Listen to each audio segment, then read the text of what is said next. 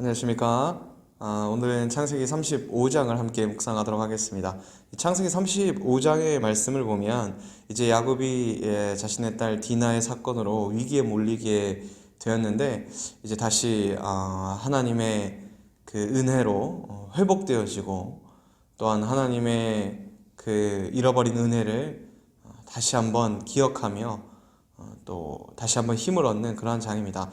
보면 이제 야곱이 1절에 보면 야곱이 일어나 베들로 올라가서 라고 되어 있습니다. 원래 서원하기를 하나님께서 평안히 돌아오시게 하시면 베들에서 내가 하나님의 집이 되고 11조를 드리겠다라고 했는데 그것을 이제 다시 회복하는 거죠. 그래서 하나님 앞에 나아갈 때에 2절에 보면 이방 신상들을 버리고 자신을 정결하게 하고 의복을 받고 입고 우리가 일어나 베델로 올라가자라는 거죠. 결국 이전에 우리에게 주셨던 그 하나님께서 주셨던 그 축복이 나의 삶의 우상이 되고, 또한 나의 전결을 더럽히고, 그 모든 축복들이 오히려 내 삶은 편안해졌지만, 야곱의 삶은 더 풍요해졌지만 하나님을 잃어버리게 되었다는 거죠. 이제 그걸 다 벗어버리고 다시 아무것도 없이 홀로 지팡이만 집었을 때 하나님이 함께 하셨던 그 하나님께로 돌아가자라고 이야기를 하고 있는 것입니다. 그래서 7절에 보면은 엘베델이라고 합니다. 이게 베델의 하나님, 그러니까 하나님의 집, 그 베델에서 나에게 만나 주셨던 그 하나님을 다시 회복했다라고 엘베델이라고 그것을 다시 한번 그 제단의 이름을 지어준 거죠. 그래서 하나님께서 다시 돌아왔을 때에 야곱에게 나타나셔서 다시 한번 언약의 말씀에 축복을 해주십니다.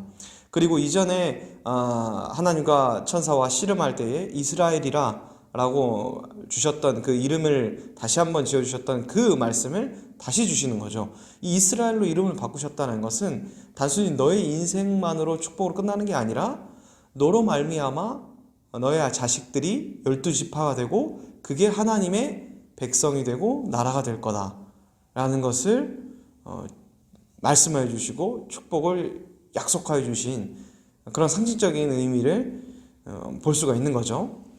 야곱의 이러한 삶을 쭉 살펴보면 정말 하나님께서 야곱을 이끌고 계신다. 야곱의 삶을 강권적으로 언약하신 그 말씀대로 이끌고 계신다. 비록 야곱이 잘못된 길로 돌아갈 때라도 돌이켜 주신다라는 거죠. 중요하게 생각할 것이 바로 여기에 있습니다. 우리는 늘 곁길로 가려고 하고 우리 뜻대로 가려고 하지만 결국 하나님께서 나에게 언약의 말씀을 주시고 나와 함께 하신다는 것은 어떤 일이 있어도 다시 하나님께로 돌이키게 하시고 하나님이 포기하지 않는 것이 진정한 하나님의 축복의 정말 큰 요소인 거죠.